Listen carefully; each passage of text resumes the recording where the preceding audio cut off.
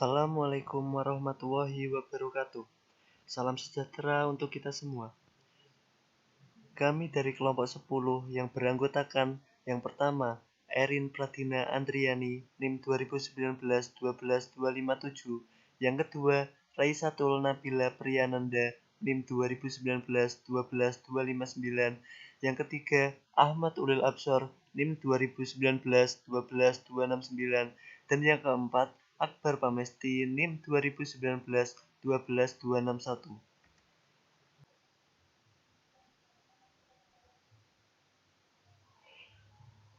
Pada pertemuan kali ini, kami akan memaparkan materi pada bab akuntansi untuk pusat, agen, dan cabang pada subbab akuntansi untuk pusat dan agen. Yang pertama, pendahuluan. Perusahaan dalam melaksanakan usahanya semakin lama dapat semakin berkembang, sehingga kemungkinan untuk membuka daerah pemasaran yang baru semakin terbuka dan mendesak, sehingga perlu segera dilaksanakan. Akibat adanya perluasan daerah pemasaran ini akan menimbulkan suatu masalah, yaitu bagaimana produk perusahaan dapat sampai ke tangan pembeli dengan cepat tanpa menimbulkan biaya angkut yang banyak dan memakan waktu yang lama. Untuk mengatasi hal tersebut, perusahaan dapat membentuk tempat-tempat penjualan pada daerah-daerah atau kota-kota tertentu, sehingga sarana untuk memperluas daerah pemasaran dapat tercapai seperti apa yang direncanakan.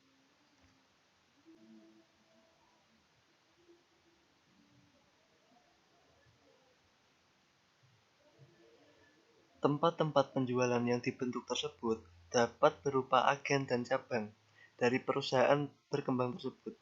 Agen dan cabang yang dibentuk oleh pusat, keduanya merupakan sarana untuk memperluas daerah pemasaran dan menyalurkan produk perusahaan kepada konsumen di daerah masing-masing.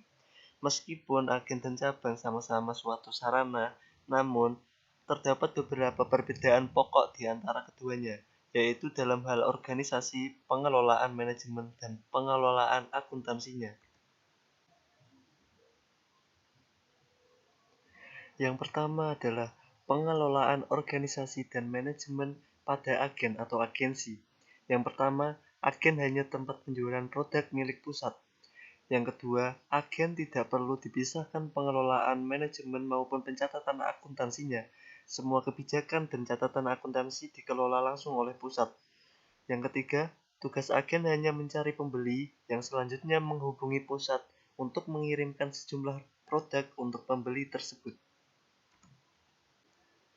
Kemudian yang kedua, pengelolaan organisasi dan manajemen pada cabang atau branch. Pengelolaan manajemen serta pencatatan akuntansinya perlu diadakan pemisahan antara pusat dan cabang. Cabang memiliki kebebasan untuk melaksanakannya, mempunyai wewenang untuk menjual produk sesuai dengan keinginannya, memiliki kebebasan untuk mencatat transaksi-transaksi sendiri, diwajibkan membuat laporan keuangan setiap periode tertentu yang dilaporkan kepada pusat.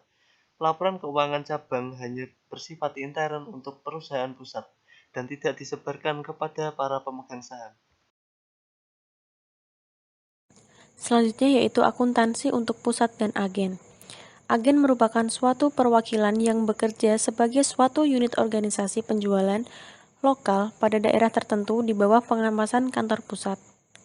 Dalam hal organisasi dan pengelolaan, agen hanyalah tempat penjualan produk milik pusat dan tidak perlu dipisahkan pengelolaan manajemen maupun pencatatan akuntansinya. Semua kebijakan dan pencatatan akuntansi dikelola langsung oleh pusat, dan tugas agen hanyalah mencari pembeli yang selanjutnya menghubungi kantor pusat untuk mengirimkan sejumlah produk untuk pembeli tersebut. Kebijakan akuntansi untuk pusat dan agen. Pada umumnya, pencatatan agen mencakup buku kas untuk mencatat penerimaan dan pengeluaran kas. Penerimaan kas pada suatu agen bukan berasal dari hasil penjualan barang dagangan, tetapi berasal dari kantor pusat sebagai pengisian dana modal kerja guna membiayai operasi agen. Pengeluaran kas pada suatu agen guna membiayai operasi biasanya dicatat dalam beberapa rangkap dan tebusannya diberikan kepada kantor pusat. Persediaan barang dagangan yang ada pada suatu agen bukan merupakan persediaan untuk dijual, tetapi hanya berupa sampel atau contoh saja. Apabila terjadi pesanan, maka agen mengirimkan pesanan tersebut ke kantor pusat. Apabila disetujui dan memenuhi syarat, maka kantor pusat akan mengirimkan barang tersebut beserta faktur penjualannya melalui agen. Untuk mencatat transaksi yang terjadi pada suatu agen, digunakan sistem saldo tetap, yaitu semua transaksi dicatat atas nama kantor pusat sehingga tidak disediakan rekening tersendiri. Hanya saja setiap transaksi yang berhubungan dengan agen diberi tanda tangan atau diberi nama agen yang bersangkutan. Selanjutnya, pembukuan transaksi-transaksi dengan agen oleh kantor pusat dengan menggunakan dua metode pencatatan, yaitu yang pertama, laba atau rugi yang diperoleh dari penjualan melalui agen dicatat secara terpisah. Yang kedua, laba atau rugi yang diperoleh dari penjualan melalui agen dicatat secara tidak terpisah. Yang pertama tadi ada laba atau rugi yang diperoleh dari penjualan melalui agen dicatat secara terpisah. Metode ini, kantor pusat menyediakan rekening khusus untuk mencatat pendapatan dan biaya yang bersangkutan dengan agen. Rekening khusus ini digunakan untuk mencatat semua penjualan melalui agen dan biaya-biaya yang terjadi pada agen.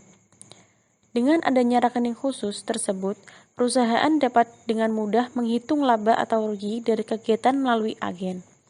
Apabila kantor pusat mempunyai lebih dari satu agen, maka rekening pendapatan dan biaya dapat digunakan sebagai buku besar, sedangkan bagi agen dipakai sebagai buku pembantu. Dan yang kedua, laba atau rugi yang diperoleh dari penjualan melalui agen dicatat secara tidak terpisah.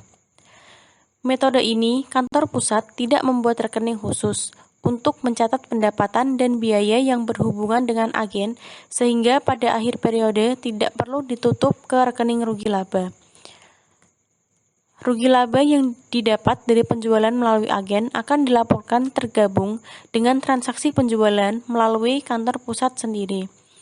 Semua transaksi penjualan dan biaya yang melalui agen dicatat dalam rekening pembukuan yang ada seperti haknya transaksi-transaksi yang terjadi pada kantor pusat. Assalamualaikum warahmatullahi wabarakatuh. Perkenalkan, nama saya Erina Pradina Andriani, NIM 2019-12257. Di sini saya akan menjelaskan mengenai metode laba rugi dicatat secara tidak terpisah. Pada metode ini, kantor pusat tidak membuat rekening khusus untuk mencatat pendapatan dan biaya-biaya yang berhubungan dengan agen.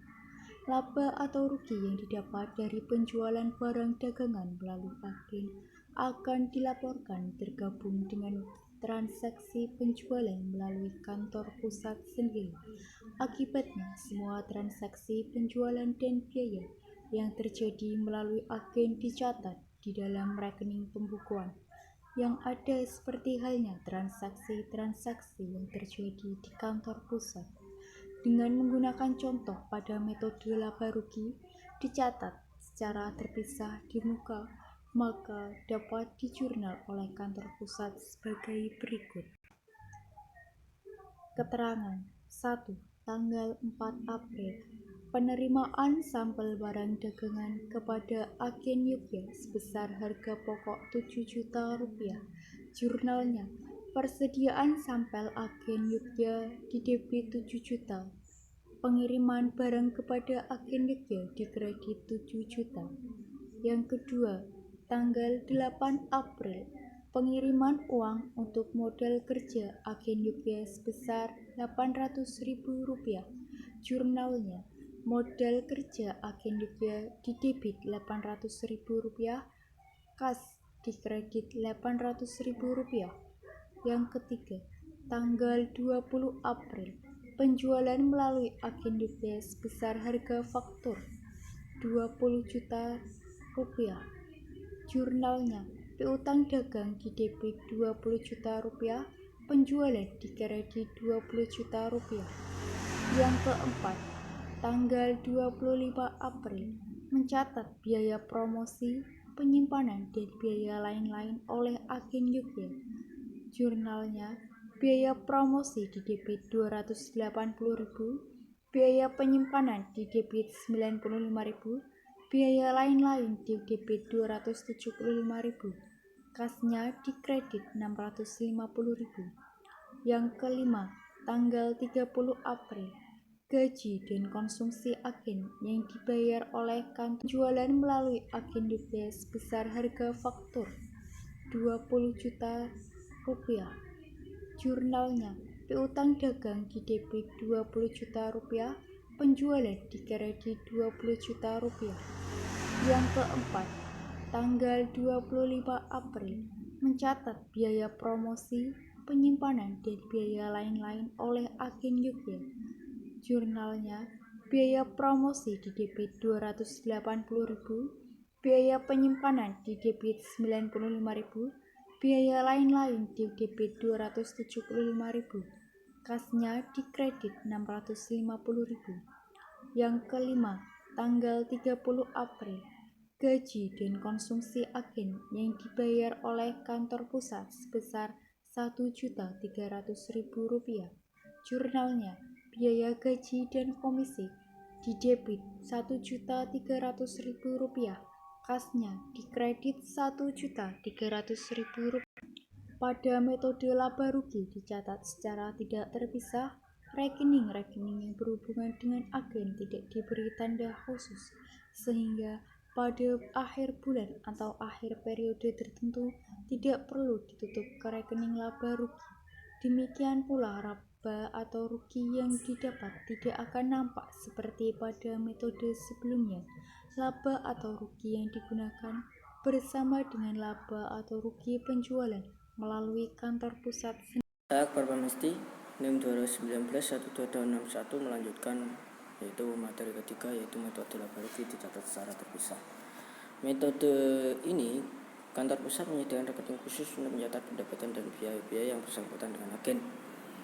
Apabila kantor pusat mempunyai lebih dari satu agen, maka rekening pendapatan dan biaya pada agen dapat dipakai sebagai buku besarnya atau rekening kantornya.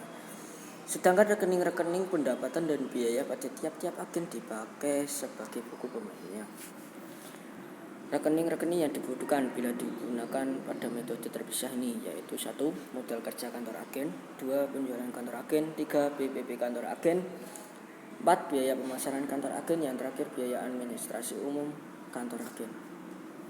Apabila kantor pusat mempunyai kantor agen lebih dari satu, maka dapat digunakan salah satu dari cara berikut, yaitu 1. Rekening masing-masing kantor agen disendirikan atau diberikan kode berbeda. 2. Kantor pusat hanya memakai satu rekening buku besar untuk seluruh kantor agen, sedangkan untuk masing-masing kantor agen hanya dibuatkan rekening pembantu. Nah, di sini latihan soal dari PT Bersama Jaya Surabaya membuka agen penjualan di kota Jogja. Semua pendapatan dan biaya dicatat secara terpisah oleh kantor pusat. Saya akan mencontohkan satu soal saja, yaitu di tanggal 8 April. Transaksinya yaitu pengiriman uang tunai untuk agen sebagai modal kerja sebesar 800.000. Sesuai tadi ada modal kerja kan? Transaksinya yaitu ini di sini. Debit modal kerja agen Jogja sebesar 800, kreditnya masuk ke kas yaitu sebesar 800.000. Terima kasih. Yang saya sampaikan, materi selanjutnya akan dilanjutkan dengan rekan saya.